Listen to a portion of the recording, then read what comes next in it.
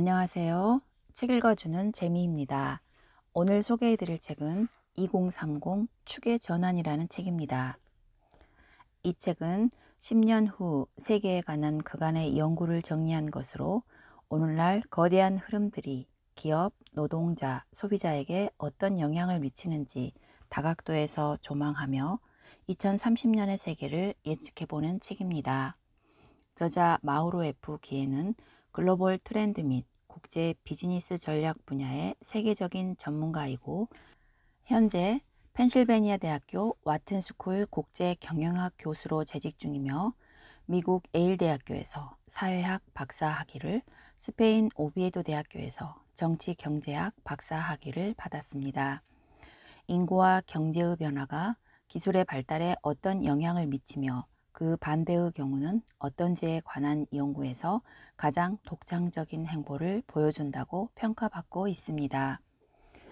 이 책 내용 중 저는 들어가는 글 한번 읽어보도록 하겠습니다. 들어가는 글.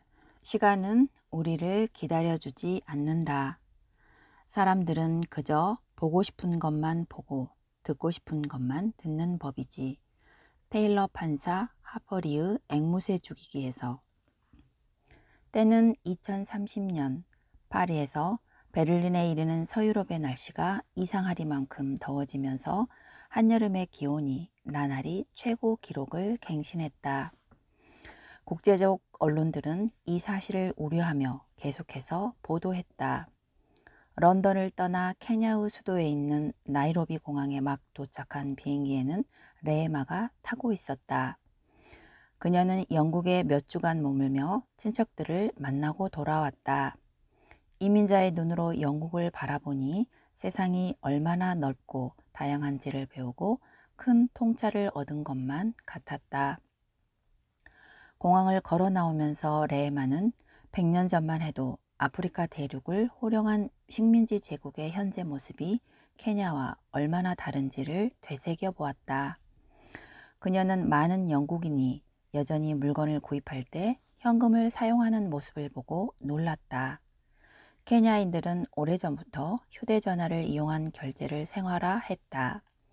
이제는 휴대전화가 지갑을 대신하고 있었다. 그녀는 택시를 타고 집으로 가는 길에 택시 기사와 이야기를 나누며 웃었다. 자신과 이웃 친구들 대부분이 온라인 학교에 다녔다고 영국인들에게 이야기했더니 제대로 이해하지 못했다는 등의 이야기였다. 케냐 나이로비 공항에서 수천 마일 떨어진 미국 뉴욕의 JFK 공항에서는 앙헬이 입국 수속이 끝나기를 기다리고 있었다.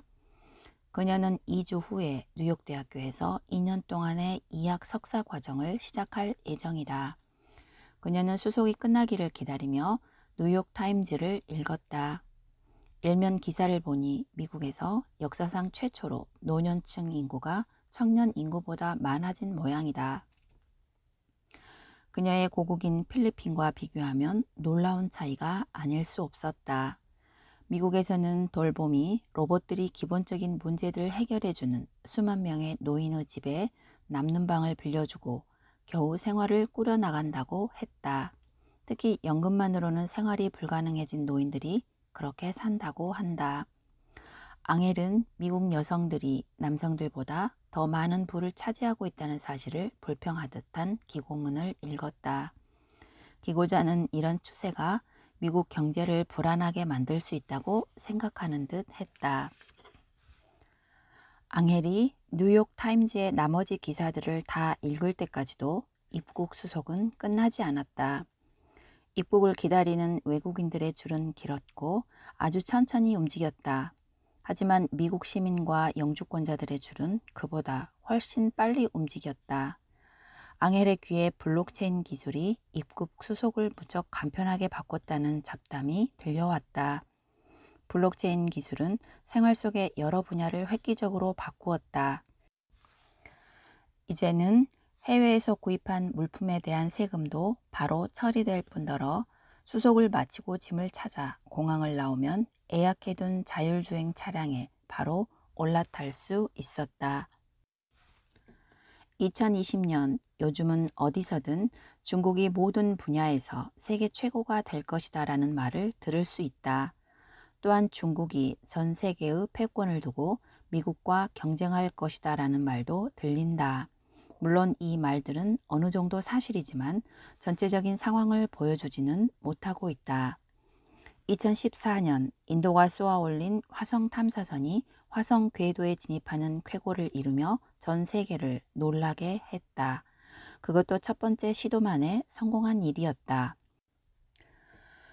우주 개발 시대가 열린 후 미국과 러시아 그리고 유럽이 우주선을 화성 궤도에 보내기 위해 여러 번 발사했지만 성공한 사례는 절반에도 미치지 못했기 때문에 인도의 성공은 무척 놀라운 일이었다. 이 역사를 이루기 위해 인도 우주연구기구가 들인 예산은 7,400만 달러에 불과했다. 그렇다면 이 붉은 행성의 궤도에 인공위성을 보내려면 예산이 얼마나 필요할까? 우주 왕복선이 우주에 한번 나갔다 돌아오는 데 드는 돈은 4억 5천만 달러 정도다.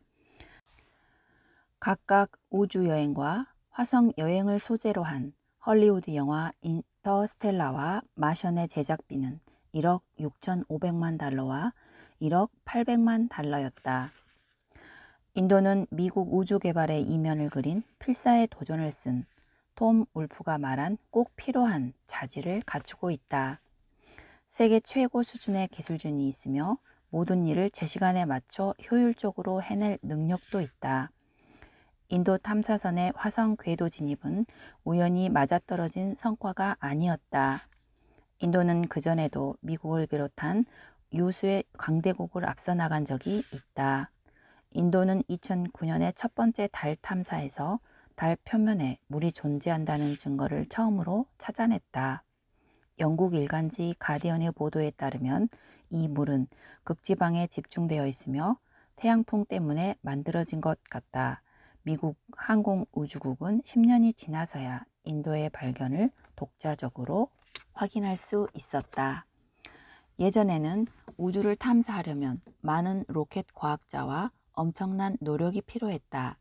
즉, 초강대국이 많은 돈과 자원을 쏟아붓고 영웅적인 우주 비행사와 유능한 전문가들이 참여해야 실현이 가능했다.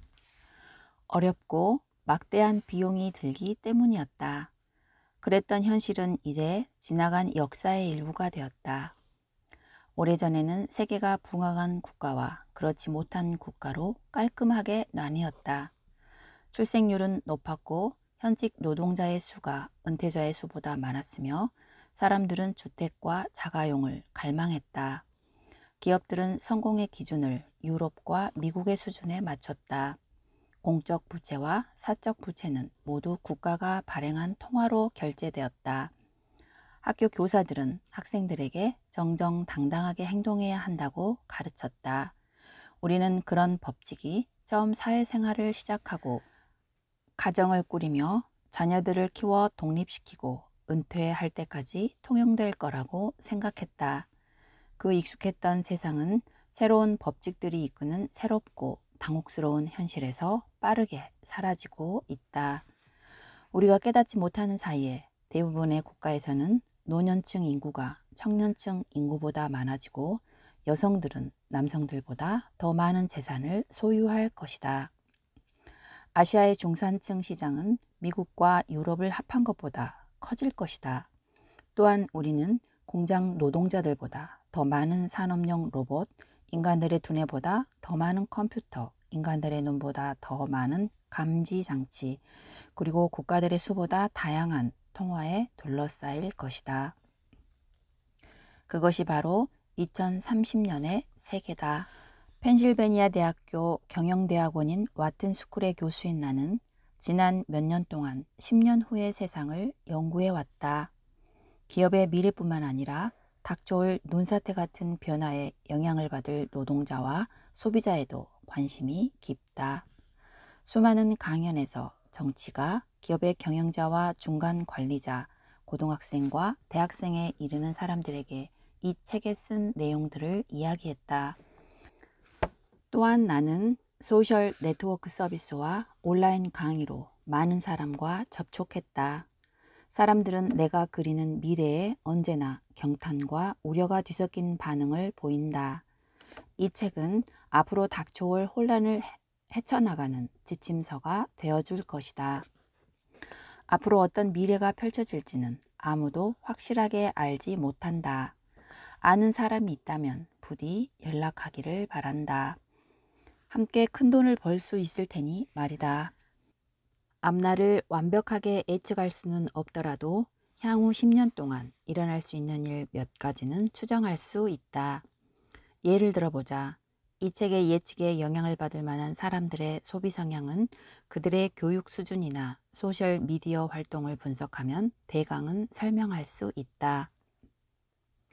또한 얼마나 많은 사람이 80에서 90살까지 살 수 있을지 상식적인 선에서 계산할 수도 있다.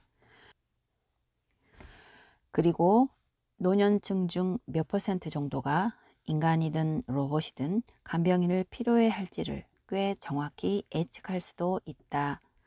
간병하는 로봇들이 다양한 억양으로 여러 언어를 구사하며 고집을 피우지도 않고 쉬는 날도 없으며 금전적인 문제를 포함한 어떤 문제로든 노인을 괴롭히지 않는다고 상상해 보자. 이 책의 핵심은 바로 시간은 우리를 기다려주지 않는다는 사실이다. 2030년은 예측할 수 없을 정도로 먼 미래가 아니다.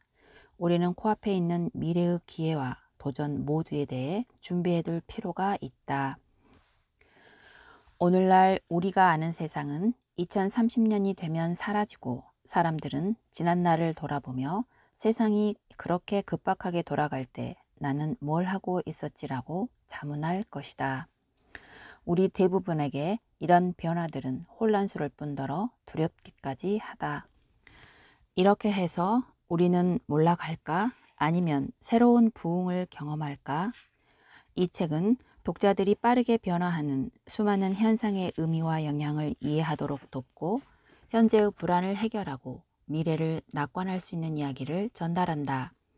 또한 새롭고도 낯선 상황 속에서 무엇을 해야 하고 하지 말아야 할지를 제시함으로써 앞으로 펼쳐질 새로운 변화를 헤쳐나가도록 도울 것이다. 핵심은 바로 이것이다. 끝은 새로운 종류의 시작을 의미하며 그 새로운 시작에는 수많은 기회가 함께한다. 눈에 보이지 않는 곳까지 파고들어 새로운 트렌드를 예측하고 단절보다는 소통을 택하며 자신과 자녀들, 배우자, 미래의 가족, 직장 등을 위해 올바른 결정을 내릴 줄 안다면 말이다. 변화의 충격은 모든 사람에게 영향을 미칠 것이다. 모든 것이 한꺼번에 뒤바뀌는 시대적 변화는 사소하고 작은 여러 변화들이 모여 서서히 진행된다. 우리는 종종 간과하지만 지금도 이런 작은 변화들이 하나둘씩 축적되고 있다. 천천히 떨어지는 물방울이 결국 그릇을 가득 채우는 법이다. 똑똑똑 떨어지는 물방울 소리가 시계 소리처럼 들리지 않은가? 그러다가 어느 순간 물이 갑자기 넘쳐 흐르면 우리는 깜짝 놀란다. 하지만 그때가 되면 이미 늦은 것이다. 2030년에는 사하라 사막 이남 지역이 세계에서 인구 밀도가 가장 높은 지역 중 하나가 될 것이다. 그렇게 되면 중국과 한국, 일본 등이 포함된 동아시아 지역에서 비슷한 현상이 나타났던 20세기 말과는 다른 상황이 펼쳐질 것이다. 물론 아프리카의 케냐나 나이지리아 같은 나라의 출생률은 시간이 지날수록 낮아지고 있지만 대부분의 다른 나라들과 비교하면 여전히 훨씬 많은 아이들이 태어나고 있다. 게다가 이 지역에 사는 사람들의 기대 수명은 놀라울 정도로 늘고 있다. 인구 규모로만으로는 큰 변화가 일어나지 않는다고 생각하는 사람들도 있을 것이다. 그렇다면 미래의 사람들이 얼마나 많은 돈을 벌고 그 사람들의 수가 얼마나 많아질지 생각해 보자. 2030년 무렵에는 아시아 시장이 일본을 제외하더라도 규모가 엄청나게 커져서 세계 소비 시장의 무게중심이 동쪽으로 옮겨갈 것이다. 기업들은 시장의 흐름을 따라가는 수밖에 없으니 대부분 새로운 상품과 서비스는 아시아 지역 소비자들의 취향을 반영할 것이다. 여기서 잠깐 더 생각해보자. 이런 추세에 서로 얽혀있는 상황들이 맞물리면 어떤 현상들이 나타날까? 세계 대부분의 지역에는 낮아지는 출생률은 우리가 점점 더 빠르게 노령화 사회로 진입하고 있음을 의미한다.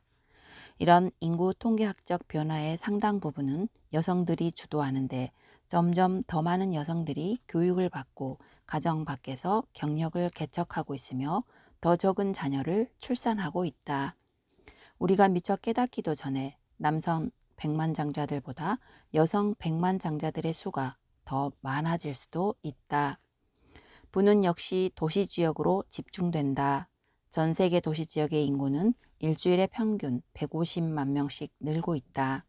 도시 지역이 차지하는 면적은 지구 전체 토지의 1%에 불과하지만 전체 인구의 55%가 거주하며 에너지 소비 및 탄소 가스 배출은 80%를 차지한다.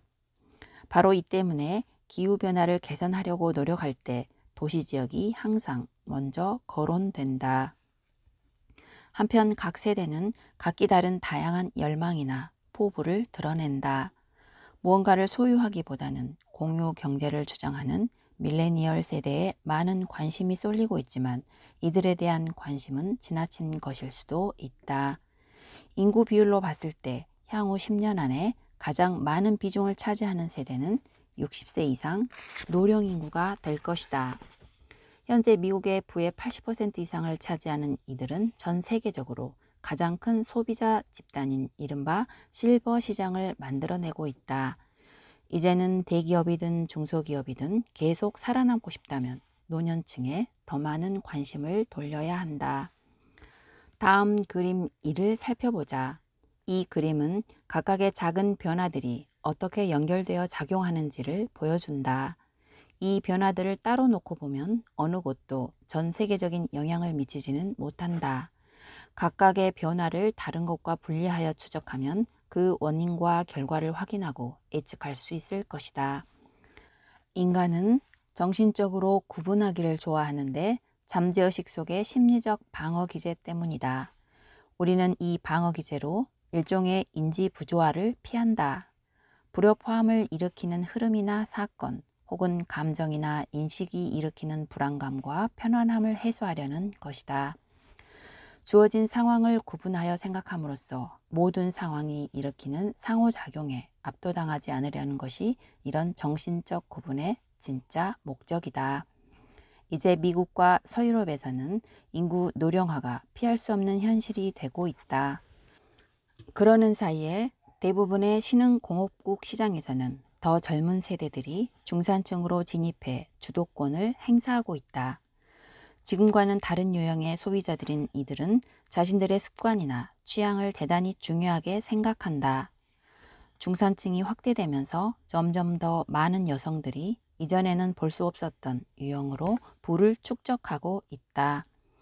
중산층 남녀들은 도시적 생활 방식을 지향하며 그 어느 때보다도 많이 전 세계의 도시들로 이주하고 있다. 그 도시에서는 수많은 발명가와 기업가가 나타나 현재의 기술을 뒤흔들며 혁신을 이끌고 있다. 이들은 새로운 기술로 과거의 습관이나 생활 방식 등을 파괴하며 가정이나 직장을 비롯해 자동차와 개인 생활용품에 이르는 모든 분야에서 새로운 발상들을 이끌어내고 있다. 이렇게 되면 또 다른 개념의 화폐들이 출현해 더 많이 퍼지고 더 쉽게 사용하는 세상이 올 것이다. 새로운 흐름들 중 일부는 이미 우리 앞에 나타나고 있다. 그렇지만 2030년은 되어야 의미 있는 결과를 이끌어낼 수 있는 이른바 임계 질량에 도달할 것이다. 이처럼 우리 주변에서 일어나는 변화들을 순차적으로 나타낸 그림은 간단하고 편리하다. 하지만 실제 세상은 그렇게 움직이지 않는다. 인류학자와 사회학자들에 따르면 인간은 이미 오래전부터 이 세상을 각각의 기준에 따라 구분해 복잡함을 줄이려 했다. 그렇게 해서 우리는 상황을 정리하고 전략을 개발하며 결정을 내리고 삶을 이어간다. 이러한 구분들은 우리를 둘러싼 환경의 모호한 본질을 탐색하는 과정을 도우며 우리가 여전히 상황을 통제할 수 있다고 안심시켜 준다. 기업과 조직들 역시 그렇게 생각하고 움직인다. 이들은 모든 것을 구분하여 생각한다. 예컨대 고객들을 선도적 사용자, 앞선 사용자, 그리고 뒤늦은 사용자 등으로 구분한다. 상품도 현재 시장 점유율과 미래의 성장 가능성을 판단해 고성장 상품, 수익 주종 상품, 사양 상품 혹은 신개발 상품 등으로 분류한다. 뿐만 아니라 직원들도 태도나 행동 혹은 잠재력을 바탕으로 협조적 직원, 성실한 직원, 꼼꼼한 직원 등으로 구분한다.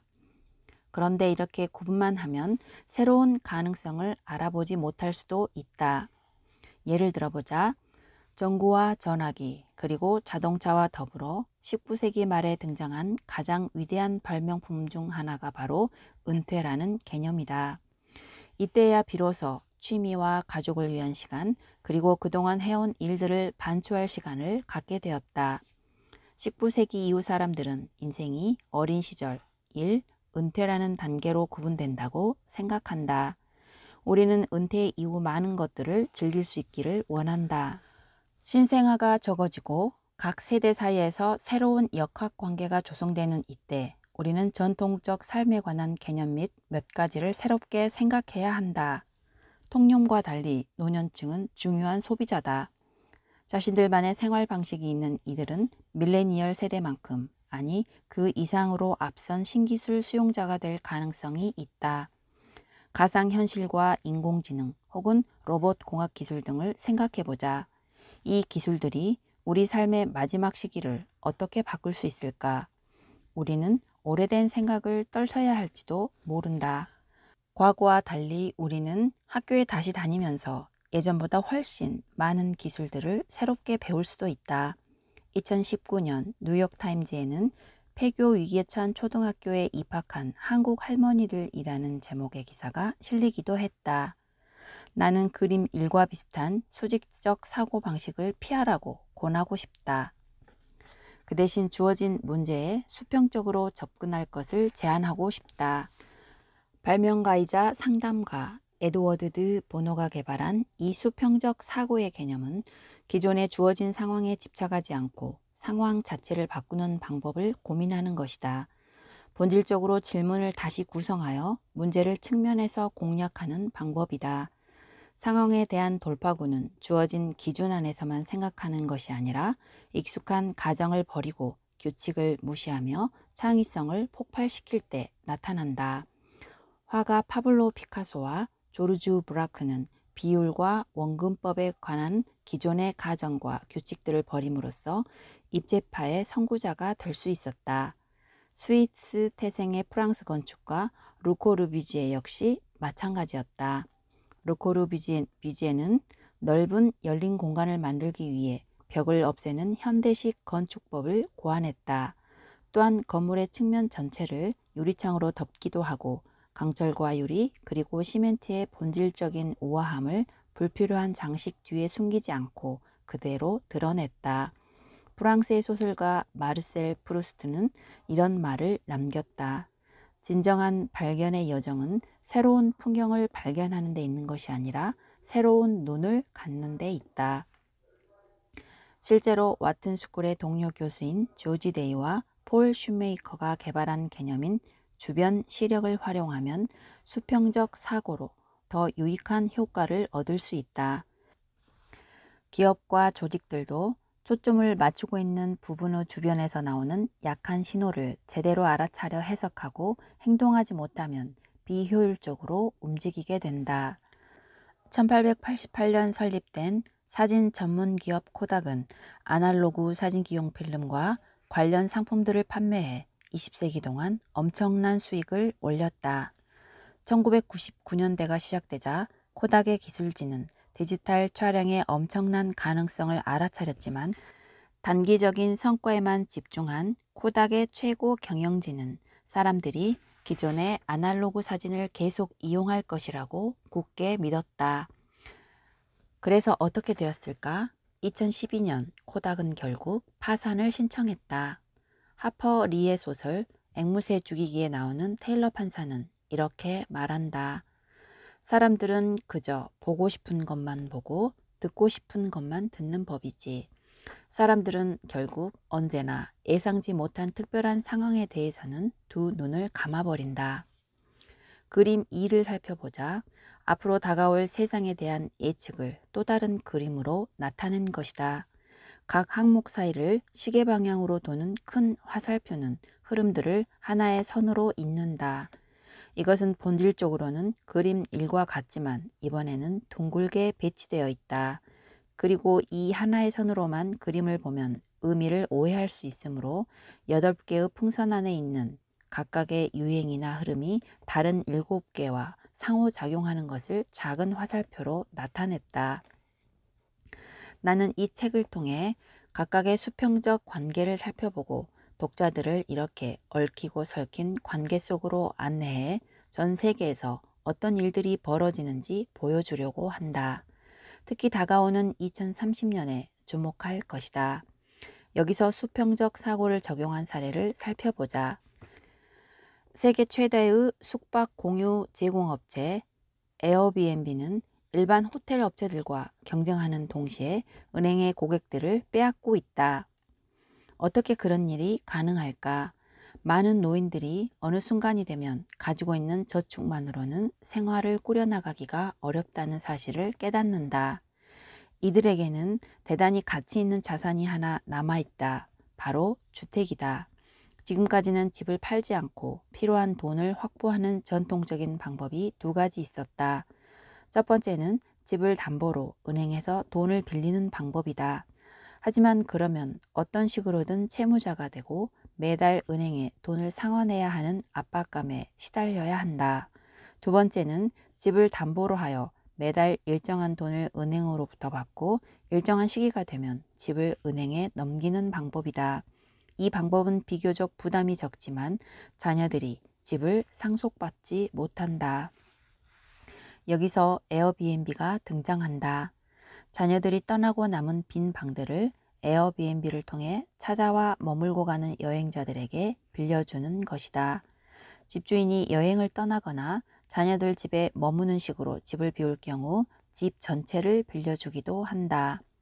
어느 쪽이든 빌려주는 쪽과 빌리는 쪽은 서로의 형편에 맞춰 자유롭게 조건을 조정할 수 있으며 집 주인은 집을 은행에 넘기는 일 없이 필요한 돈을 확보할 수 있다.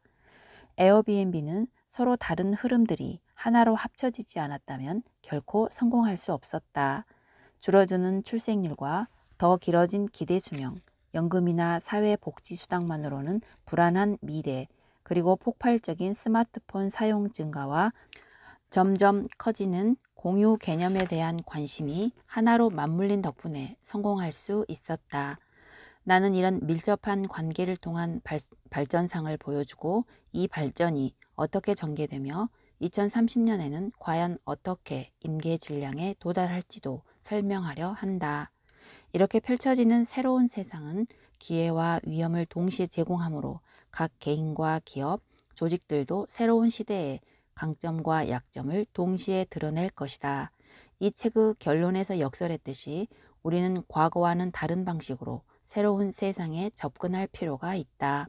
마지막 부분에서는 새로운 현실과 기회를 이해하고 활용하는 데 유용한 원칙과 접근 방식들을 소개하겠다. 모든 것이 이미 시작되었고 바로 우리 코앞에 와 있다는 사실을 명심하자. 이 책의 목차에 대해서 한번 소개해 보도록 하겠습니다. 1장 출생률을 알면 미래가 보인다. 2장 밀레니얼 세대보다 중요한 세대. 3장 새로운 중산층의 탄생. 4장 더 강하고 부유한 여성들. 5장 변화의 최전선에 도시가 있다. 6장 과학기술이 바꾸는 현재와 미래.